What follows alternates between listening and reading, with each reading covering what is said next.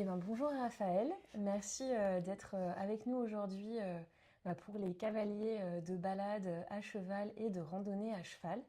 Donc toi, ton métier, c'est d'être coach pour aider les personnes Oui. avec leurs peurs et avec leurs phobies. Euh, pour commencer cette interview, est-ce que tu peux nous raconter comment tu as démarré et comment t'es venue en fait cette idée de métier? Merci déjà de me donner la parole pour cette interview. Ça m'est venu parce que j'ai toujours eu tendance à me protéger et à avoir peur moi-même. Ma mère m'avait euh, projetée, surprotégée, parce que j'ai eu pas mal de problèmes de santé quand j'étais petite. Et à un moment, je me suis rendu compte que je vivais dans la peur, tout le temps, en train de faire des scénarios catastrophes. Donc j'ai travaillé sur moi et j'ai rencontré des gens extraordinaires pour faire une formation en programmation neurolinguistique. Et là, une de mes peurs principales, une phobie que j'avais, a été traitée en un quart d'heure par mon prof. Et là, je me suis dit, faut absolument que j'aide les autres, parce que si je peux le faire, moi, je peux aider les autres à vivre sans leur peur. Donc voilà l'idée, la genèse, pourquoi j'en suis tout d'un coup venue à faire un changement de carrière radical et pourquoi je fais cela maintenant depuis plus de 13 ans. D'accord. Alors, donc, tu as parlé un peu de cette formation. Est-ce que Oui. tu peux nous en dire un peu plus? Oui. Comment est-ce qu'on devient coach? Quel cursus on suit en fait? Il y a des tas d'écoles, il y a des tas de cursus, il y a des coachs qui sont spécialisés dans des tas de domaines avec des outils variés. Euh, Ma voie, ça a été la programmation neurolinguistique, donc la PNL, et j'ai fait 3 formations sur 3 ans que j'ai répétées en plus. Euh, de praticienne, maître praticienne et coach. Donc je suis certifiée de l'école américaine de programmation neurolinguistique de Richard Bandler, qui est un des cofondateurs de ce courant et de cette c'est pas une thérapie, mais euh, ces outils qu'il a mis à jour suite à des recherches. Et je suis formée aussi en technique de libération émotionnelle qu'on appelle EFT en anglais, ou du tapping, pour libérer rapidement des blocages émotionnels. Et ça marche aussi très très bien sur les peurs. Donc je combine les deux pour aider les personnes que j'accompagne. D'accord. Alors, tu as accompagné des personnes dans plein de différents pays, hein, même différents continents. Tu as fait l'Asie, tu as fait l'Afrique. Qu'est-ce que ça t'a apporté finalement de vivre dans plusieurs pays différents par rapport à ton métier de coach? Mhm. De rencontrer des gens extrêmement différents, avec des parcours également variés, travailler sur des peurs qui sont finalement universelles, la peur de rater quelque chose, la peur, on parle du syndrome de l'imposteur, de se mettre en avant. Il y a aussi des peurs et des phobies très très fortes, comme le vertige ou la peur de prendre l'avion ou des animaux. En Asie et en Afrique, on avait des scarabées, des serpents, des araignées, tout ça. Ouais. Il fallait aider les gens. Même moi, j'avais peur des serpents et maintenant, ça va. Je me suis auto-traitée. Donc, une diversité de personnes et il faut s'adapter, faire du sur-mesure pour pouvoir aider les gens à aller mieux. C'est ça l'intérêt, je trouve. Ok, alors comme tu as voyagé beaucoup, tu as aussi fait énormément de choses et notamment tu es co-auteur d'un livre Mhm. qui s'appelle Transforming Your Life, alors que t'as là. Oui, le volume 4, parce qu'il y en a Ouais, beaucoup, hein, des volumes. et ouais, voilà, que tu peux montrer à la caméra, Oui, je veux. exactement. Voilà. Est-ce que tu peux nous parler un peu de cette expérience d'écriture, en tant Oui, que co-auteur du livre? voilà, ce sont principalement des coachs qui ont écrit un chapitre. Donc, chacun raconte le déclic qui a fait que il a changé de vie, changé de métier pour certains.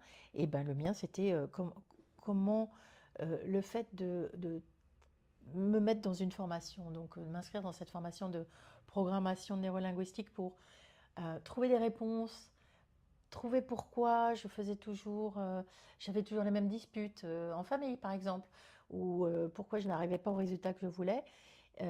C'était d'abord une formation pour moi, et tout d'un coup, quand il y a eu, lors de cette formation, ma peur du vide, mon vertige est passé, il a été terminé en 15 minutes, même Ouais, pas. c'est fou. Je me suis dit, là, ça a été une révélation en me disant, bah, il, f- il faut que j'apprenne ça vraiment à fond pour pouvoir aider les gens, parce que moi, ça m'a pourri la vie. Je n'ai pas pu monter à la Tour Eiffel, ou alors je suis montée en pleurant. Je ne pouvais pas monter sur une échelle. C'était très handicapant. Donc, il n'y a pas de raison d'être gouverné par sa peur, ou de se laisser gouverner par sa peur, et d'éviter euh, de vivre sa vie. Hein, ça, c'est toujours triste quand j'entends des gens qui me disent: ah ben non, moi je ne prends pas l'avion, ou je m'empêche de faire ça, ou j'évite parce que, bah oui, et sauf que ils auraient peut-être envie de le faire. Typiquement, c'est un cas qui peut arriver quand on veut partir en balade avec son cheval. On y est, oui. C'est vraiment un peu un rêve éveillé de s'imaginer être sur les chemins avec son cheval, profiter de la nature, de la beauté des paysages, trotter, galoper. Et en même temps, il y a ce côté où parfois, c'est pas possible, on peut pas parce que on a peur. Oui. Ça peut être la peur de tomber, la peur des réactions du cheval. Bon, ça peut être plein de choses, on en parlera. Donc, tu as développé une méthode pour aider et accompagner les personnes justement à gérer leurs phobies, apprivoiser leurs peurs.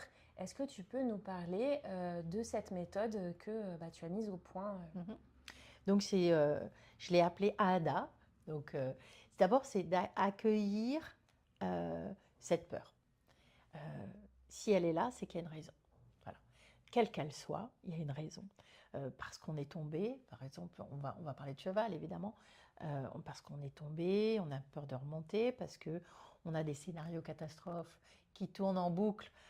Et si le cheval faisait ci, et si il y avait une voiture qui klaxonnait, et si je tombais, enfin bon, voilà. Tout ça fait que ça tourne dans la tête, et la tension en interne monte. D'abord, c'est d'accueillir ce qui se passe pour pouvoir l'accepter. Accepter qu'on pense comme ça, qu'on vit ça, qu'on ressent ça. Pourquoi? Parce que y faire face, c'est faire baisser cette peur déjà de 30 à 50%. Donc c'est déjà énorme. Si on lui tourne le dos, si on dit ah, on nie, ou ah non, mais ça va passer, on peut, on peut faire, bien sûr. Je recommande plutôt d'y faire face, parce que on ne nie pas le problème, et ça aide la peur à redescendre d'un cran. Voilà. Accueillir, accepter, et le D, c'est dépasser. Et là, j'ai plusieurs outils pour dépasser. Hein. D'ailleurs, on les travaille en séance avec différents outils. Quelquefois, il n'y en a qu'un qui marche. Quelquefois, il y en a deux. Quelquefois, je m'assure, on passe à trois, etc. Pour dépasser. Donc, dépasser, c'est travailler sur le ressenti en interne, sur les scénarios également qu'on a en tête. C'est recadrer aussi, remettre aussi du contexte, parce que, ok, on tombe, ok, qu'est-ce qui se passe? C'est aussi faire face au scénario catastrophe. Euh, Combien de pourcentage, vraiment, de 0 à 100, est-ce que c'est réaliste? Pas réaliste. Parce qu'on va forcément rencontrer une voiture qui va klaxonner. On est à quoi? 30% ou 90%? Voilà. Donc c'est recadrer ce qui se passe. Donc il y a plusieurs façons pour dépasser ça, pour aller mieux. Et aller mieux, c'est vraiment tout d'un coup ressentir les bienfaits du ça y est, c'est passé. Donc voilà, j'ai plein d'outils pour faire ça, mais la méthode, elle marche, que ce soit pour des peurs ou pour une phobie. La phobie, c'est vraiment, on est passé, c'est plus du tout dans le rationnel, on est dans l'irrationnel. C'est-à-dire que le curseur est allé beaucoup trop loin, et on ne peut pas s'en empêcher. Même si on raisonne, on n'y arrive pas. Voilà. Oui. Et c'est intéressant parce que c'est vrai qu'il y a ce côté-là aussi avec les chevaux. C'est-à-dire qu'en fait, si on amène un cheval vers une de ses peurs et qu'on l'y amène trop fort, trop longtemps, on a un moment aussi où le curseur passe en zone rouge, Oui. pour le cheval aussi. Oui. Et là, en fait, c'est contre-productif. Ouais, c'est ça. Et là, il y a explosion. Et c'est Crise de ça, panique ouais. aussi pour les gens, mais aussi pour l'animal. Mm. Donc, ouais. Ok. Alors, est-ce que maintenant tu aurais des conseils pour aider à trouver un bon coach, un coach qui vraiment puisse aider pleinement et accompagner les personnes? Alors, oui, c'est déjà de faire des entretiens Ouais. avec plusieurs personnes éventuellement et de sentir si ça passe. Il faut le sentir, ça se passe là, hein, c'est l'intuition aussi. Est-ce que vous vous sentez à l'aise avec cette personne? Est-ce que ça résonne? Euh, euh, Pas forcément sur les outils que la personne va utiliser parce que ça lui appartient. On n'a pas besoin d'y croire pour que ça marche. Ça, c'est important de s'en rendre compte aussi. Je travaille avec des médecins ou des ingénieurs, ils sont hyper cartésiens et ils me disent ah oui, mais ça, j'y crois pas. Et je leur réponds, vous n'avez pas besoin d'y croire pour que ça marche. Donc c'est aussi être dans cette démarche de se rendre coachable. Ça, c'est le conseil que je donnerais aux personnes. Mhm. Euh, et puis de voir après entretien le coach ou la coach qui correspond le mieux à chacun, en fait. Euh, il y a des tas d'outils, il y a des tas de techniques. Ça peut marcher. Enfin, ça marche. Euh, avec quoi on se sent à l'aise soi-même. Voilà, c'est le meilleur conseil. Alors justement, si tu pouvais un peu décrire comme une sorte de potion magique le coaching réussi, qu'est-ce que c'est un coaching réussi qui fonctionne? Un coaching réussi, c'est quand la peur, la, la tension, pas l'attention, la tension interne a diminué, que la personne se sent mieux à la fin d'une séance qu'au début. Hein, on mesure ça, et qu'elle a des réponses sur ce qui s'est passé, sur les mécanismes qui étaient en place, Ouais. avec euh, un outil ou deux, un exercice ou carrément une prise de conscience que ça c'était avant et que maintenant c'est fini, ou c'est différent, Mhm. que ça a changé. C'est la transformation. Voilà, on mesure ça à avant c'était comme ça, maintenant c'est comme ça. Donc dans le corps, en termes de ressenti, et aussi dans le cerveau, dans la tête, dans ce qu'on pense. Est-ce que ça a changé? Voilà. C'est ça, c'est quand tout d'un coup, chez la personne, ça clique. Voilà, la prise de conscience, il y a un point de bascule. Ça, c'est une séance réussie, ça, c'est un coaching réussi parce que tout d'un coup, la personne, elle a des croyances qui sont parties ou qui ont été transformées, une peur qui s'est apaisée, euh, peut-être un traumatisme, admettons s'il y a eu une chute qui a été, voilà, on l'a retravaillé, et ce qu'on s'est dit à ce moment-là, oh, je ne pourrais plus jamais monter ou j'aurais plus jamais confiance en moi, euh, elle a changé ce qu'elle s'était dit à ce moment-là. Voilà. Et alors comment on arrive du coup à trouver justement ce dont tu parles, ce clic, ce moment où il y a une sorte de bascule? Donc tu as parlé des exercices, On le voit, la discussion. on le voit. Ouais, Ça se voit dans le corps, dans le non-verbal, ouais. ça se voit dans les yeux, dans les épaules qui se relâchent, dans la respiration, parce que la personne, elle a lâché quelque chose, elle a lâché un bout de son histoire Mhm. qui la faisait se tenir comme ça, peut-être, hein, je caricature, à peine, mais qui la faisait se tenir, ah j'ai peur, ah c'est pas possible, ah je vais pas y arriver. Où là, on voit voilà, le relâchement, dit ok, oui, je ne prends pas un risque démesuré. Oui, c'est possible. Oui, je l'ai déjà fait, donc il n'y a pas de raison. Donc voilà, tout ce qui est du narratif qui passait pas avant, bah, maintenant il passe. Il peut passer parce qu'on a levé des blocages, des peurs, travaillé peut-être quelque chose d'ancien qui revenait. Voilà. Ok. Voilà. Bon, le non-verbal, Euh, évidemment, et puis la façon d'en parler aussi, qui va être différente. ok. Alors justement, comment est-ce qu'on peut te contacter, par exemple, si Très on veut discuter avec facilement. toi? Je pense que tu mettras les coordonnées, mais il y a mon Ouais, bien sûr. email, il y a mon site web, j'ai un lien pour prendre un rendez-vous et discuter ben, en toute confidentialité de son cas pratique de son cas avec moi. Donc, très facile, mon email, raphaël.valory@gmail.com, c'est le plus simple à retenir. Et puis, mon site, c'est raphaël-valory.com. Ok, bah, Voilà. génial. Du coup, je mettrai tout effectivement aussi Ouais. en texte, comme ça, Ouais. les cavaliers, les cavalières, ils pourront trouver toutes les coordonnées. Oui, c'est bien. On va s'intéresser maintenant vraiment à cette histoire de peur et commencer tout simplement par te demander qu'est-ce que c'est pour toi la peur? Ok. Ben, la peur, c'est un signal du cerveau. C'est le cerveau a enregistré un danger potentiel. Que ce soit vrai ou pas, pour lui, il y a un petit drapeau rouge qui s'allume, enfin qui se lève, et le cerveau dit attention, danger. Le cerveau est là pour nous protéger. Quoi qu'il arrive, quoi qu'il se passe, il est là pour nous protéger. Donc la peur part toujours d'une intention positive, protéger. Hein. Donc c'est ça une peur. Est-ce que c'est réel, pas réel pour le cerveau? S'il y a un drapeau rouge, lui, il s'est stocké. C'est comme un ordinateur. Et donc, il va envoyer le signal peur. Voilà. Donc, peur égale des hormones qui arrivent ça va être pour mobiliser toutes nos... comment on appelle ça nos compétences, mais ce n'est pas nos compétences, mais tout ce qu'on peut mobiliser pour fuir, parce qu'il y a danger de mort. Bon, pour lui, c'est comme ça. C'est depuis la nuit des temps, depuis la préhistoire, c'est comme ça que ça marche. C'est la partie limbique, la partie archaïque du cerveau, et c'est ça le signal de peur. Voilà. Est-ce que c'est bien, est-ce que c'est pas bien? Pour le cerveau, il ne sait pas. Il envoie juste, il déclenche le programme attention danger.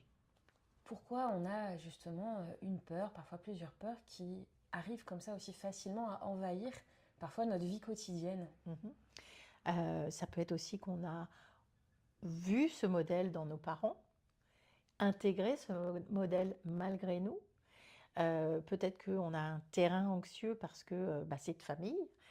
C'est pas que c'est génétique, c'est juste qu'on l'a appris comme ça, malgré nous. Donc on vit comme ça parce qu'on n'a pas appris autre chose. Voilà. On aurait vu des parents peut-être hyper dynamiques, qui ne s'en faisaient pas, on aurait moins ce terrain anxiogène ou de peur. Voilà. Il peut aussi y avoir des événements qui ont fait que notre cerveau a enregistré qu'il y avait des dangers.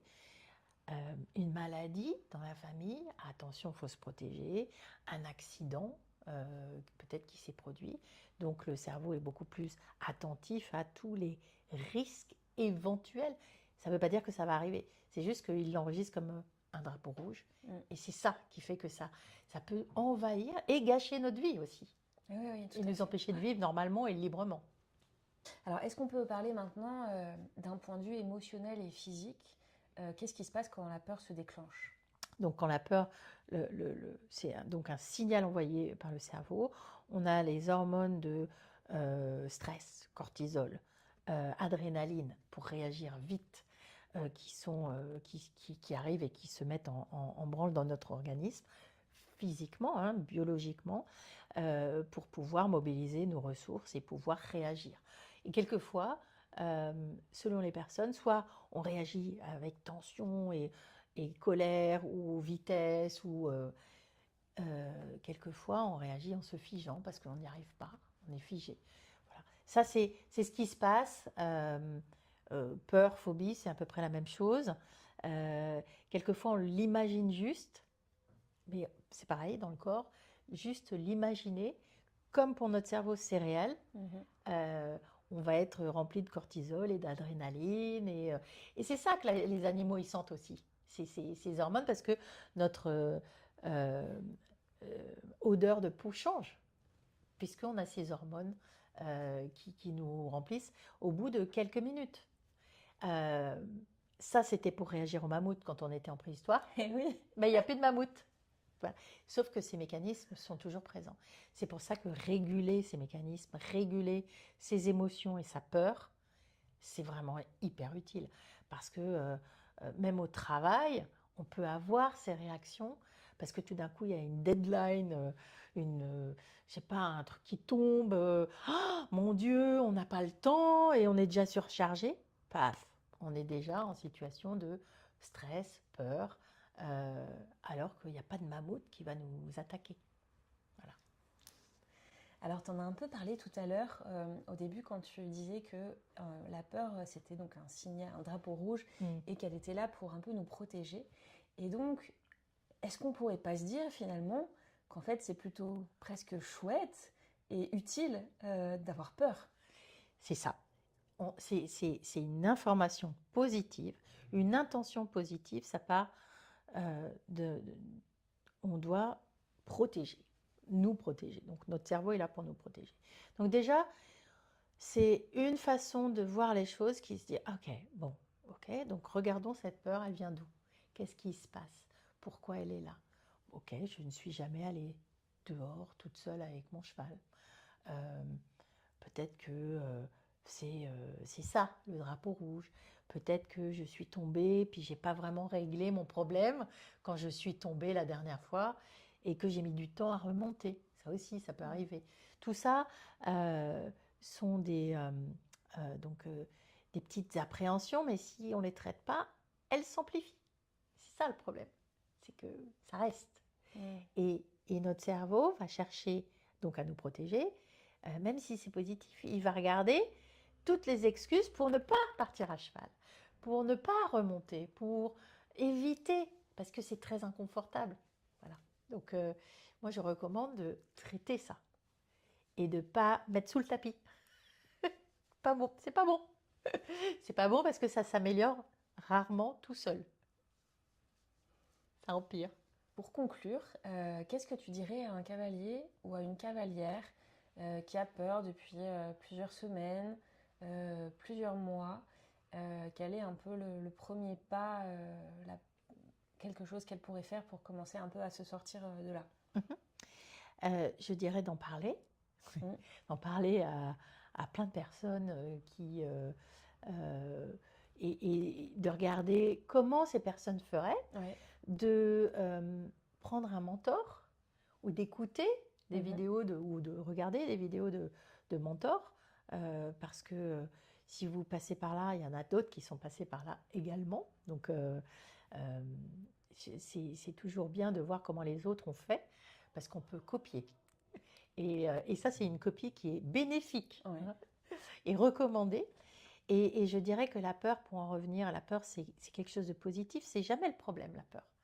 C'est parce qu'on reste seul face à cette peur qui fait que le problème perdure. Voilà. Donc, entourez-vous, parlez-en, prenez un coach, faites une formation, peut-être allez-y graduellement avec d'autres cavaliers. Et puis, quand vous vous sentirez sûr de vous, partez seul. Pas loin. C'est petit à petit que tout d'un coup, on prend confiance également. Ok, bah c'est un beau mot de la fin. Merci beaucoup Raphaël du coup d'être venu pour tous les cavaliers de balade et de rando nous parler voilà, de ton métier et puis de ton métier adapté aussi aux peurs du coup des cavaliers. C'était vraiment intéressant et puis c'est vrai que comme tu es cavalière aussi, du coup... Je les connais cette peur. Voilà. Ces peurs. Je les connais toutes. Je suis passée par là. Voilà, du coup un grand merci pour ton temps.